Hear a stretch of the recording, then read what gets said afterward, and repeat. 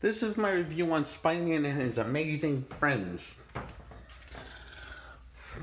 So let's talk about the first episode. So the first episode, the Green Goblin's attacking Spider-Man and Iceman and Firestar team up and we form a group of superheroes and become a team through trust and revealing the secret identities. And Spider-Man trusts them so much, he decides to go first and reveal his secret identity. And then Iceman and Firestar are next.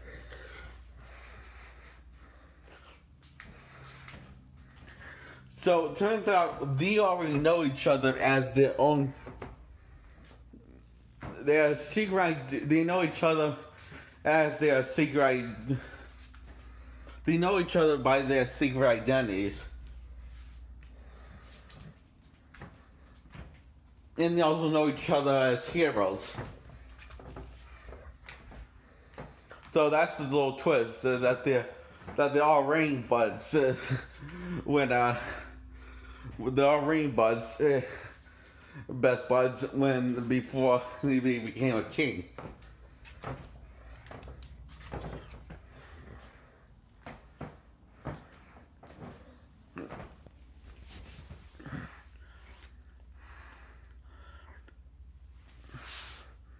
So the team up, they invade the Green Goblin. He comes out a couple times in the show. There's also be this guy who has impersonated Spider-Man. It's a really good episode. And then he gets mutated into half-breed Spider. And Spider-Man breaks out of prison to help his friends out. And another episode, which is probably the last episode, I think, Iceman doesn't get hypnotized, but his sister does, because Iceman flies light. Something that the bad guy is not smart enough to notice.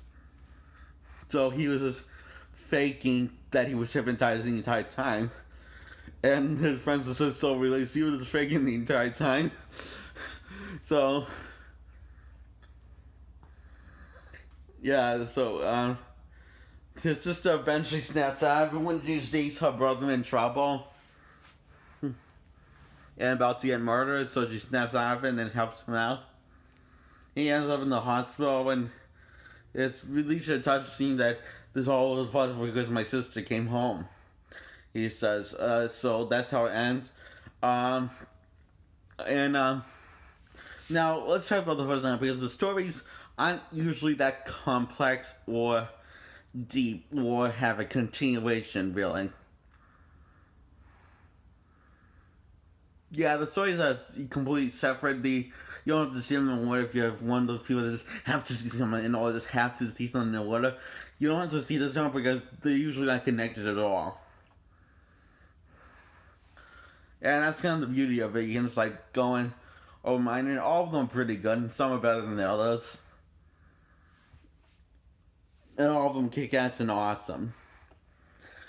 And even though the symbols, most of them are simple stories, and some of them are complex and deep, it has all of them, each one makes an attempt at developing each member of the team for each episode. You know, all of them are stories are very silly and short. In a campy way.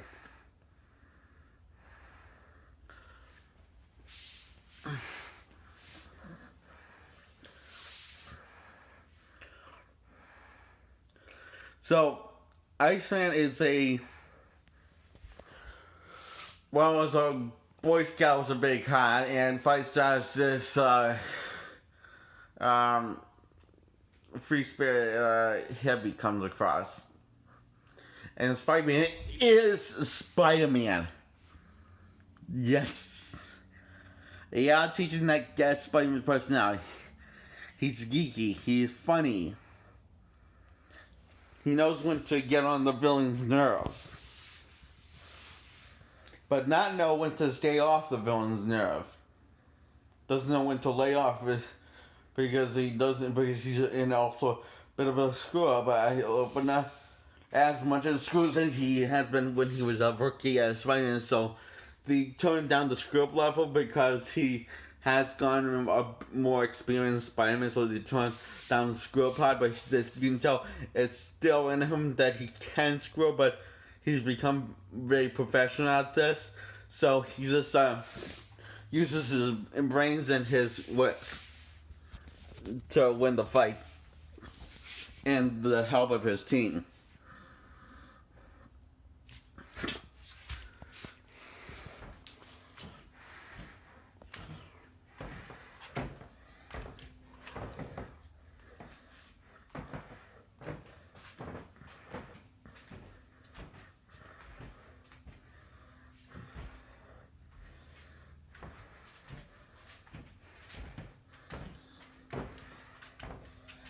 And the comedic time in between the trio is actually a riot.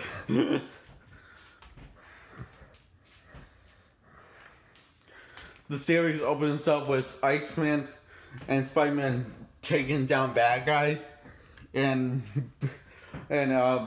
pulling and making jokes back and forth to each other about how each one of them suck out than the other one.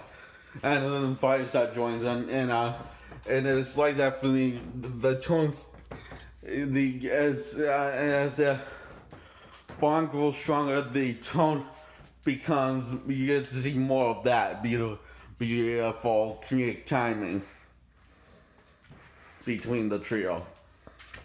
So it's not as much Spider-Man doing all of the bantering as much as him and his team together. So I don't mind that change in the take for the character at all. I actually fairly enjoyed it. It's one of my favorite series, and it's one of my favorite comic book adaptations, and it's a thing that I'm hoping one day the complete series comes on Blu-ray one day, and so I can watch it whenever I feel like. And I feel like I want to watch it again.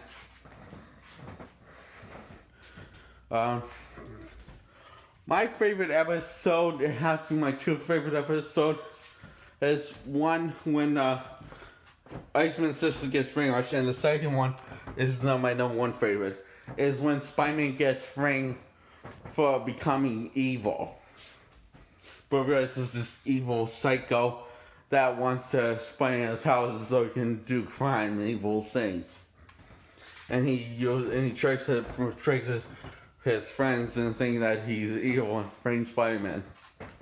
And Spider-Man is so conflicted. It could really be that being due to my bid to radioactive fight years ago, I finally must be turning evil, but still resolve some sort of split personality. And he's thinking of it when he's walking around in his cell, on the walls and on the bars and on the walls and on the ceiling, back and forth like this.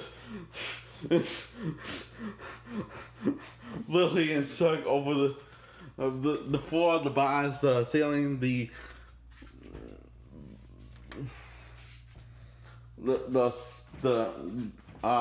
wall, all over the place. He's walking and thinking, and he just easily breaks out when he finds out he's not guilty of any of this.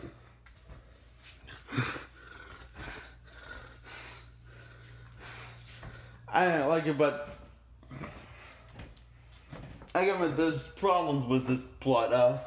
As Steven completion, good story and a good character writing this for Spider-Man. If he thinks that he's honestly evil, then he should have just breaking out of the bars when they first put him in there. If he's not 100% sure that he's honestly thinking that he might be evil and doing some sort of split personality or something, then he probably should have told someone that these bars aren't going to hold me. and they probably would get a stronger Cage fan.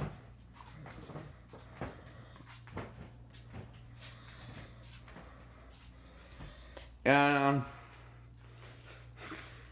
but that's another screw up out in Spider-Man.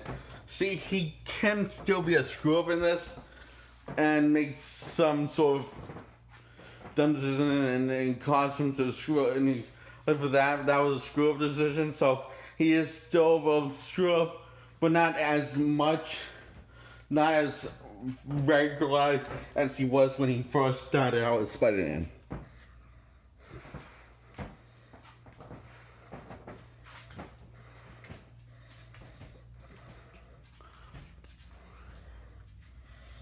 And I just wanted to talk about this because, I got just after reliving that Fast Spider-Man adaptation, that Japanese one, and I just gotta re-listen to something that's a good adaptation of Spider-Man.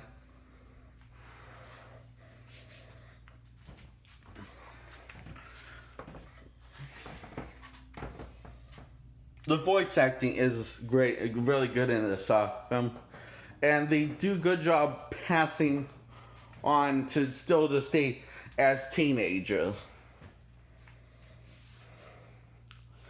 And the writing is good enough too that you believe that these are teenagers, not adults.